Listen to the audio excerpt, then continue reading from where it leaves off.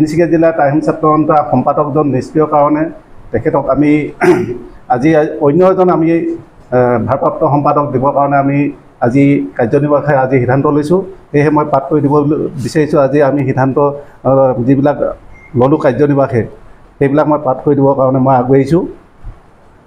1 নম্বৰতে হৈছে তিনিচুকীয়া জিলাৰ সমিতি সম্পাদক নিষ্ক্ৰিয় হৈ থকাৰ বাবে আজি সভায় জিলাৰ সমিতি সহকাৰী সম্পাদক চাও ভাস্কৰ গগৈক ভাৰপ্ৰাপ্ত সম্পাদক হিচাপে অৰ্পণ কৰা হয়। 2 নম্বৰতে খালী হৈ থকা কাৰ্যকৰী সভাপতি পদটো জিলাৰ মুখ্য সাংগঠনিক সম্পাদক ইন্দ্ৰজিৎ দৌৰী ভাৰপ্ৰাপ্ত কাৰ্যকৰী সভাপতি দায়িত্ব অৰ্পণ কৰা হয়। 3 নম্বৰতে আছে সহকাৰী সম্পাদক হিচাপে চাও ৰক্তিম বুঢ়াগোহাঁইক নতুনকৈ দায়িত্ব অৰ্পণ কৰা হয়। 4 নম্বৰতে আছে জিলাৰ সাংগঠনিক সম্পাদক হিচাপে নতুনকৈ চাও হেমন্ত দিহিঙীয়াক, চাও পাৰ্থদীপ চেতিয়া আৰু চাও ৰুবুল বৰুৱাক দায়িত্ব অৰ্পণ কৰা হয়।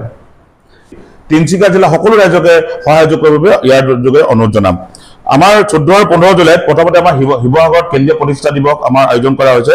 এইটো আমাৰ নিজৰ প্ৰতিষ্ঠা দিৱস 14 আৰু 15 জুলাই তাৰিখ শিৱসাগৰ বৰ্ডিং খেলপথাৰত। 18 জুনত আমাৰ দিছপুৰ ঘেৰাও কাৰ্যসূচী আমি লৈছোঁ। আমাৰ এই দুটা আমাৰ জনজাতিকৰণ আৰু স্বায়ত্তশাসনৰ দাবীত 18 জুনত আছে আমাৰ দিছপুৰ ঘেৰাও, 21 জুনত আছে শিৱসাগৰত আমাৰ মটৰচাইকেল ৰেলী, আৰু 6 ছেপ্টেম্বৰত আমি দিল্লী চলো যাত্ৰা, আৰু 26 অক্টোবৰত শিৱসাগৰত আমাৰ গণসমাৱেশ আমি আয়োজন কৰিছোঁ।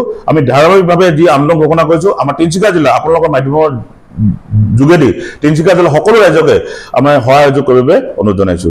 আজি তিনিচুকীয়া জিলাৰ এখন জৰুৰী কাৰ্যনিৰ্বাহী সভা টাইম ছাত্ৰ সন্থাৰ ডিগবৈত আমি অনুষ্ঠিত কৰিছিলোঁ। আমি বিভিন্ন ধৰণৰ ইয়াতে আমি আজি সিদ্ধান্ত লৈছোঁ। আমি আজি অলপ তিনিচুকীয়া জিলাৰ টাইম ছাত্ৰ সন্থাৰ পৰিসৰটো অলপ বঢ়াইছোঁ।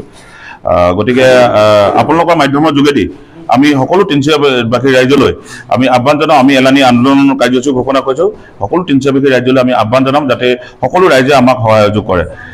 প্ৰথম কথা হ'ল আমি প্ৰথমতে যি নতুনকৈ আমাৰ NDA চৰকাৰ গঠন হ'ল নৰেন্দ্ৰ মোদীৰ তত্বাৱধানত প্ৰথমতে আমি এই চৰকাৰখনলৈ আমি শুভেচ্ছা জ্ঞাপন কৰিছোঁ।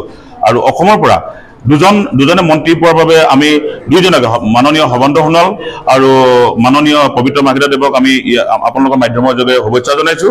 আৰু তেখেতলোকক অনুৰোধ জনাম আমাৰ যি দাবী 6 জনগোষ্ঠী জনজাতিকৰণ আৰু আমাৰ টাইম ছাত্ৰ সন্থাই কৰি অহা স্বায়ত্তশাসনৰ দাবীটো যাতে সজোৰে তেখেতলোকে সদনত উপস্থাপন কৰি এই দুটা দাবী অনতিপলমে তেখেতলোকে আমাক অসমৰ ৰাইজক দিব পাৰে তাৰ কাৰণে দুইজনলৈকে আমি অনুৰোধ জনাইছোঁ।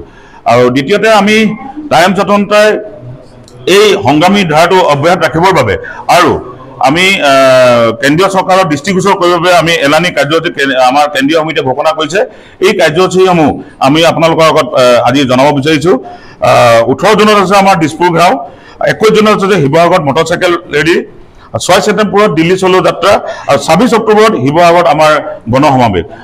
আমি আপোনালোকৰ যোগেদি সকলো তিনিচুকীয়াবাসী ৰাইজকে এই কাৰ্যসূচীবিলাকক অংশগ্ৰহণ কৰিবৰ বাবে অনুৰোধ জনাইছোঁ। আজি আমি তিনিচুকীয়া জিলাৰ দুটা পদ আমাৰ খালী আছে বুলিয়ে ক'ব লাগিব। বিশেষকৈ আমাৰ কাৰ্যকৰী সভাপতিজন মই নিজে কেন্দ্ৰীয় সমিতিৰ প্ৰতিনিধি হোৱাৰ বাবে কাৰ্যকৰী সভাপতি পদটো খালী আছিলে। কাৰ্যকৰী সভাপতি পদত আজি আমাৰ ভাস্কৰ গগৈ ইন্দ্ৰজিৎ দৌৰীক কাৰ্যকৰী সভাপতি হিচাপে আজি দায়িত্ব অৰ্পণ কৰা হৈছে তিনিচুকীয়া জিলাৰ। আৰু সম্পাদকৰ নিষ্ক্ৰিয় ভূমিকাৰ বাবে আমাৰ তিনিচুকীয়া জিলাৰ যিজন সম্পাদক আছিলে তেখেতৰ নিষ্ক্ৰিয় ভূমিকাৰ বাবে ভাস্কৰ গগৈক সম্পাদক হিচাপে আজি দায়িত্ব দিয়া আছে।